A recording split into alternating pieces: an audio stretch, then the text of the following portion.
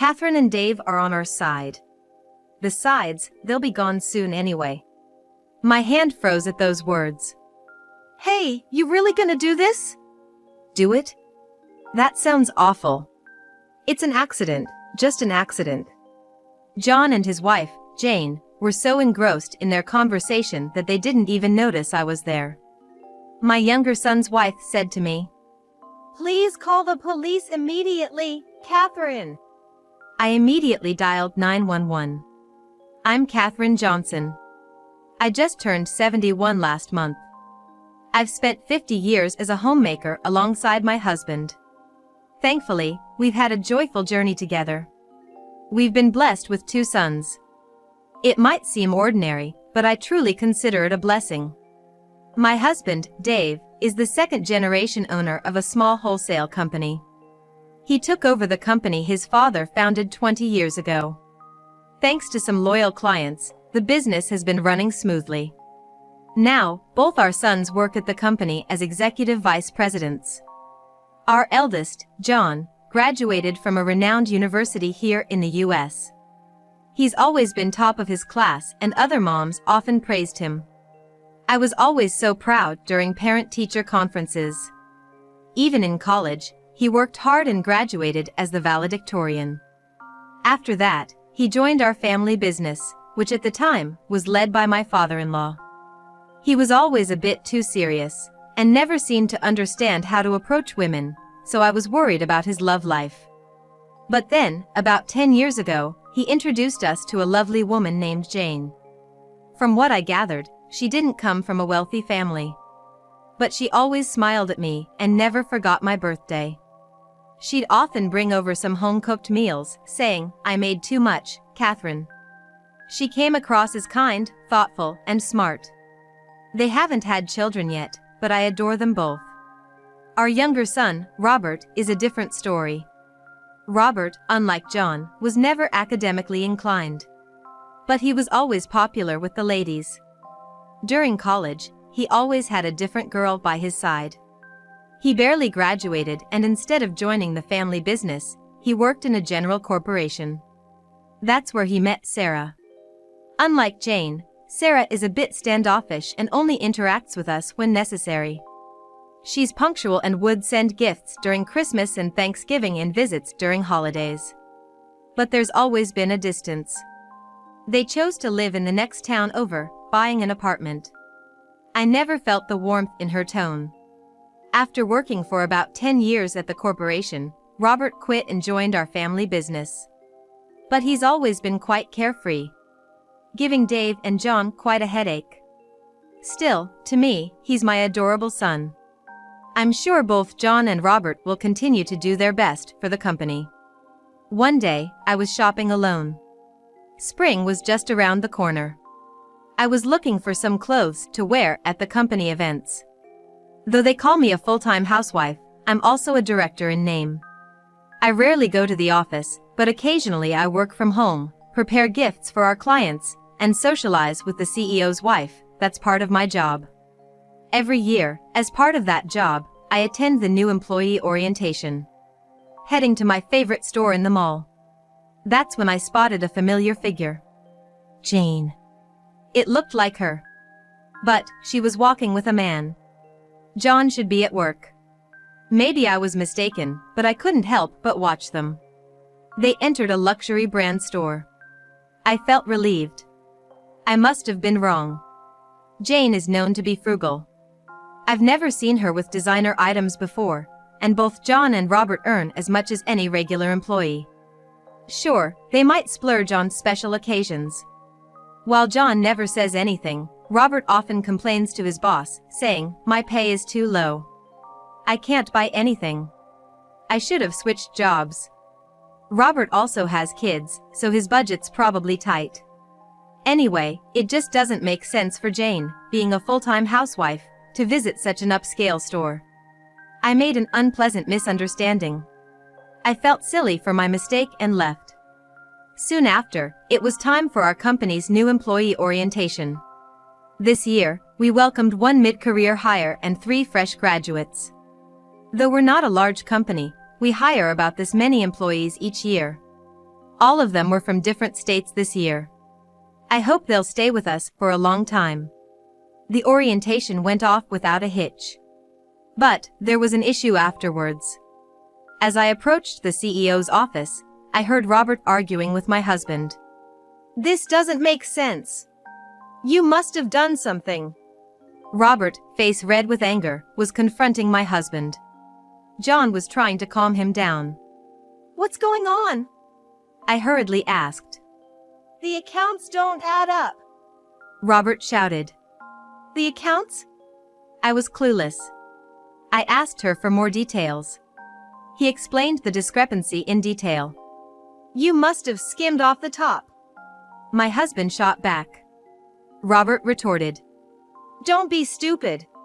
This is why I can't stand second-generation CEOs. What's that supposed to mean?" The argument between my husband and Robert was heating up. "Enough is enough." At that moment, John's voice rang out. "I'll look into the numbers. Both of you, just stop it. If other employees hear about this, it'll only cause unnecessary anxiety. Don't discuss such matters here," John told them. "You can always rely on the eldest." I was impressed by John's handling of the situation. Both my husband and Robert fell silent. I knew we could count on John. A few days later, John reportedly spoke to my husband. There was nothing suspicious in the ledger, but there was one instance of double payment. I quickly contacted the other party, and they agreed to adjust it for next month's balance. I think that's probably why Robert felt something was off. Thanks to him, we caught the error. Dave was clearly impressed by John's words. The brilliance with which he could discuss such a misunderstanding was noteworthy. He truly was an exceptional son, so much so that sometimes Dave wondered if he really was his own. With the busy rush of April and their earlier disagreement behind them, I was dining out with Dave. It had been a while since we enjoyed a meal together. We decided to splurge a bit and went to the top-rated sushi restaurant in the area that had recently earned a Michelin star. The dazzling dishes were a treat to the eyes. Pretty soon, John and Robert should be thinking about treating their families to places like this, I said, enjoying the meal. Nah, John, sure, but it's too soon for Robert, Dave replied. But Robert did mention that he's struggling with 3 kids and a low salary, didn't he? If you worked as hard as John, I might consider it, Dave said, brushing off my concern with a laugh. Oh, come on, I retorted, slightly annoyed. As the meal progressed, our stomachs became full. We will bring out the dessert shortly, the waiter informed us before retreating. Dave sipped his tea, looking satisfied. Oh, I've got a call. I'll be right back, he said, checking his phone. Hurry back, the dessert will be out soon, I called after him. Alone in the room, I sipped my tea, enjoying the tranquility. However, a familiar voice from the next room interrupted my thoughts. Listen here. It was loud and dominant. At the same time, I felt like I recognized the voice I heard. Calm down. I told you we'd just see how things go for now. The voice that seemed like John's responded. Was that Jane, earlier? Were they here celebrating an anniversary or something? Realizing that my son and his wife were in the adjacent room brought a smile to my face. Once Dave returned, we'd surprise them. They'd never expect to run into us here. As I waited for Dave, the familiar voices of John and Jane continued to reach my ears. What are you waiting for? I never expected Robert to notice. Their conversation was becoming heated. Fortunately, our room is the second to the last. I assume the voices of John and Jane from the very last room should only reach here. It's fine because it's us, but if it were someone else, it would have been bothersome. I thought we'd need to be careful. But soon, being careful would be the least of my concerns. Catherine and Dave are on our side. Besides, they'll be gone soon anyway. At that, my hand froze. Hey, you sure we're gonna do this? Do what? That sounds bad. It's just an accident, okay? The two of them were discussing so intently, they probably had no idea I was here. Or that their voices could be heard in the next room. But first, about the money. You can skim off a bit more, can't ya? Last time I said it was a double payment and they bought it, but what am I gonna say if Robert gets suspicious again? I just sat there, stunned, looking up. I didn't want to believe it. John had always been so diligent since he was young. But after hearing their conversation, I turned pale. I was certain. The argument between Robert and my husband after joining the company. It was all because of these two. They had been embezzling company funds. With trembling hands, I called my husband. But either he was on another call or just didn't pick up. Someone I could trust. With that thought, I dialed my phone again. Yes. The person answered the phone right away. Robert? Where are you now? Please come over immediately. Robert, my second son. He must have noticed something was off by the tone of my voice. I'll be right there, he said and hung up. In less than 5 minutes, my husband arrived with Robert and his wife, Sarah. It seems they met outside. He probably told her that I had called for him. What happened? Robert said you called for him.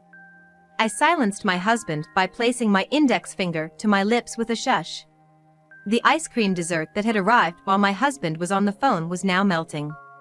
I silently pointed to the room next door. The three exchanged glances. They all sat down quietly, focusing on the voices coming from the neighboring room. While my husband was away, I was alone, eavesdropping on a terrifying conversation next door. Time passed, but the two continued their conversation without stopping. The only time the conversation paused was when the waiter brought in their food. And then it would start again. Hearing about John's betrayal and its contents, I felt like I was going to faint. Jane? Sarah whispered. Hearing the voice from next door, my husband, Robert, and Sarah must have figured out who was there. That's why, daffodils. You know, if you confuse them with leeks, it can lead to accidents. Jane's voice was audible. The three probably didn't quite grasp the content yet. At the very least, she'll be hospitalized for a while. If we're lucky, there will be a funeral. So, we have to make sure no one finds out about the embezzlement until then. Robert let out a small, puzzled what? So, maybe we could just wait and see? John's voice was also heard. This conversation had been going on for a while. No way! We can't stop the flow of money. Jane countered John. If they find out, they won't let me take over the company. There's no way they'll find out. Or, before they do? They probably realized that this wasn't just an ordinary conversation. Sarah quickly activated the voice recorder on her smartphone. My husband remained silent, not saying a word. Robert was trembling. So, daffodils. That explains why you're planted in the garden. Yes, that's the reason. I've been bringing in dishes, and it seems they love my cooking. Even if it tastes a bit off, they'll just think it's a culinary mistake and eat it, right? I realized the true intentions behind their plans. I wonder what I should make. Scrambled eggs with leeks? They have to eat a lot of it. I wonder how much insurance money they have. Jane's cheerful voice was followed by loud laughter. Knowing my dad, he's got a hefty policy. I'll finally be the CEO. It was worth staying quiet and listening to them all this time. John's smug voice. Robert, consumed by anger, stood up. My husband didn't try to stop him. No! The one who stopped him was Sarah. Why? I asked Sarah. She seemed indifferent. She hasn't been very close with us, so maybe it felt like it didn't concern her. But Sarah calmly replied, If we confront them now, it'll play right into their hands. I'm sure both you and your husband would be swayed by John and Jane. My husband and I remained silent. So, what are we supposed to do? They're planning to poison my dad and mom. Robert exclaimed. To which Sarah responded, It's okay. We have evidence. So please, call the police right away. What? I hesitated at her words. Isn't involving the police a bit much? This is a clear case of embezzlement. And they are planning something dangerous. It's a crime. If we let it continue, both you and your husband might. But Sarah's words snapped me back to reality. Right, if we keep this up. The thought sent shivers down my spine. I hurriedly called the police. Sarah explained the situation to the restaurant staff and arranged for our meals to be served slower so that the two wouldn't flee. She also apologized for any inconvenience caused. Without her, Robert, in his heated state, would have probably confronted the couple in the next booth, and I, shocked and drained, would have likely forgiven them without doing anything. After a while, the sound of a police siren could be heard. Upon hearing it, Sarah went outside to guide the police. She told the three of us to wait inside as we probably wouldn't remain calm. We heard voices of Sarah and the police officers. Then, they opened the door to the neighboring room. What's going on? Jane's voice rang out. Sarah? It seemed the couple finally noticed her. John, Jane, I've heard your side of the story. I called the police because I thought it was necessary. Let's discuss this at the station to avoid causing more trouble here, said Sarah in her calm and composed voice, which never sounded more reassuring. What are you talking about? We were just having a regular conversation. Just imagine what my in-laws would say if they knew about this. They probably thought Sarah acted on her own. They mentioned us in their complaints, loudly objecting. Just because Robert isn't becoming the CEO, you called the cops to frame John? Don't lash out on us, Jane shouted.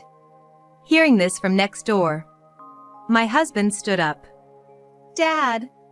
Robert turned to look at him. The argument in the neighboring room continued. For now, let's move, suggested Sarah.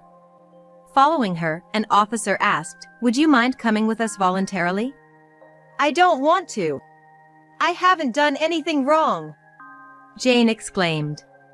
Exactly. No need to go, John added. Oh really? I thought you had some excuse. Anyway, we're going to the police station now to file a complaint. Shall we go? Sarah said that. She must have called out to the police. Both of them don't seem to be feeling remorseful. We had to get up and go to the police station ourselves. I stumbled a bit. Robert was there to support me. Mom, you okay? Yes. Robert had been quite a handful in the past, but he's grown so dependable now. We left the room. In the hallway, there were Sarah talking to a police officer, presumably heading towards the next room. I wonder if John and Jane were further down. Mom, are you there? Hearing our voices, John shouted. He must have finally realized we were there. His voice sounded quite frantic. If you want to make excuses, I'd suggest you come with us. Next time, the police will be coming with an arrest warrant to pick both of you up. Sarah, as always, said this calmly. Both of them seemed to rise at her words. In all the shock, I had completely forgotten, but Sarah had taken care of the check for us. And so, John and Jane were taken to the police station in a patrol car. We followed them in our own car. Upon reaching the police station, John and Jane, who had arrived before us, were seemingly pleading with the police, saying things like it's a misunderstanding, and my sister-in-law is mistaken. We could hear them even from outside the room. Another officer led us to a different room. There, I recounted everything I had heard earlier. About the embezzlement of company money. And about preparing to poison us with daffodils. I started crying as I spoke. The officer was very considerate towards me. My husband held me by the shoulders. For the company losses, we'll need you to gather more information by tomorrow and then submit a detailed complaint about the embezzlement and the total damage. Dave responded to the officer's words. More than that, I can't forgive them for trying to harm my husband's parents. Sarah said that very bluntly. I was touched by how much she cared and stood up for us. The officer mentioned that, since they hadn't actually acted on their plans, they couldn't arrest them for attempted murder. However, after listening to the conversation Sarah had recorded, it seems they can arrest them for a preparatory offense. They had actually prepared the daffodils as poison and had been serving us food until now to lower our guard. The pictures I had taken of Jane's dishes would also serve as evidence. I hadn't taken them with that intention, but it's funny how things turn out to be useful when you least expect it. Listening to the officer and hearing Sarah's voice, my initial sadness turned to anger. We need them to be arrested and to reflect on their actions. But more than that, the feeling of betrayal from the son I had raised and his wife I had loved deeply grew stronger. I wish they would see hell. The fact that I thought this scared me. Perhaps thinking this way makes me a bad parent. But maybe it's natural for a parent to feel this way. Robert and Sarah decided it was best we didn't meet John and Jane. My husband was furious and probably didn't want to see them, and they felt I might end up forgiving them if I saw them. That might not be the case. I'm pretty mad too. But it's also true that I might forgive them if they apologized. We left everything to Robert and Sarah and went home. It seems our grandchildren were with Sarah's mother who had come over to play, so there was nothing to worry about. They told us to rest and not worry about anything. That comforted me a lot.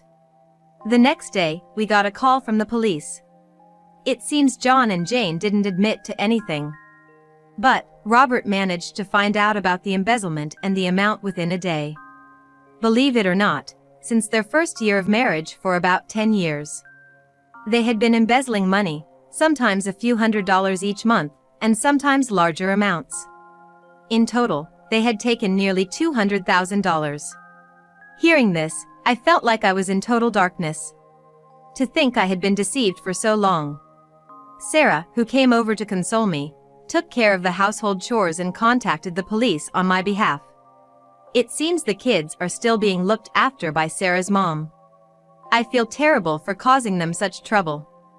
Dave consulted with the police and filed a complaint. With this, both of them, especially John, are going to be arrested. I felt relieved, yet also full of regret. It's hard to describe, but thanks to Sarah, I managed to keep my sanity. In addition to that, both were arrested on other charges. The planted daffodils and Sarah's recorder served as undeniable evidence. Those two, acting like they didn't know anything. They didn't seem to show any remorse. The embezzlement was a criminal case, and Dave sued both John and Jane. The embezzled money seemed to have been spent by Jane on her male entertainer. Did John know about it? If he did, he's a complete fool. At the trial, the entertainer was called as a witness. Sure, her husband was set to be the next CEO, but I had no clue that money was stolen. I had no feelings for her beyond that of a client. She was just a high-paying customer. Hearing the entertainer's words, Jane lost her cool.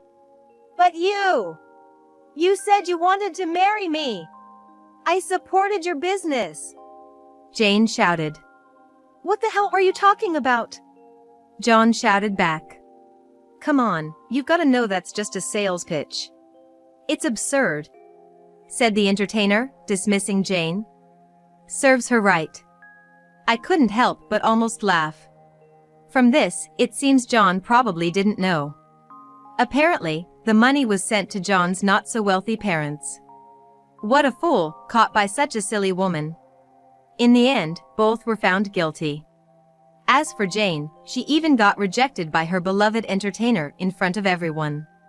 After the trial, both Sarah and Dave were laughing out loud. Truly, what goes around comes around. I remember seeing Jane at a luxury store before. The man next to her must have been that entertainer. I wish I'd realized then, but well, all's well that ends well. The two were also indicted on other charges. With all the evidence stacked against them, their excuses didn't hold up. Of course, they were found guilty. While they were granted probation for these charges, they received actual prison sentences for the embezzlement. John cried and apologized to me. But I had no intention of forgiving him. He was fired from the company. All insurances and such were changed to have Dave as the beneficiary. My husband made it clear that he's making Dave his successor. John, now jobless, divorced Jane in prison. It's good that he's free from such a woman. I don't want anything to do with John anymore, but blood ties can't be severed. The police said family should support him to prevent reoffending, but John's an adult and that woman's out of the picture. I'm sure he can manage on his own without relying on elderly parents. Trust doesn't come back easily. I don't think I'll ever be able to trust John again in my lifetime. Afterwards, Robert took over my husband's job as his successor. I really owe Sarah a lot. If not for her, this matter might not have been resolved. To show my gratitude, I visited Sarah's home. Granny! My grandchildren ran to me with joy. Sarah said, "Sorry for the mess," and led me to the living room. It had been a while since I visited their house. But it looked tidy, hardly a mess. I was delighted to see a photo of my 3 grandkids, myself, and my husband displayed. "Sarah, I can't thank you enough." I expressed my gratitude. "Oh, I've just done what's expected of me, really." Sarah always said this in her usual calm manner. "You know, I used to be uncomfortable around you, Sarah. You never really tried to get close to us, did you?" "That's why," I murmured softly. "I knew you felt that way. But that's okay," Sarah responded. "I truly care about the both of you. Sometimes, when personal emotions get involved, they might cause discomfort. That's why I believe it's important to maintain a certain distance. It's all for valuing the two of you." Her words deeply resonated with me. Jane always tried to butter me up, and I was foolish enough to dote on her. But I was truly foolish not to notice Sarah's sincere feelings towards us. "Granny, look! A gift!" My youngest grandchild, Anne, exclaimed and handed me a folded paper. "I made it with Mommy before you came. I told her I wanted to make you a present and she helped me." The small origami wasn't perfect, with some edges misaligned. But I cherished that simple piece of art dearly.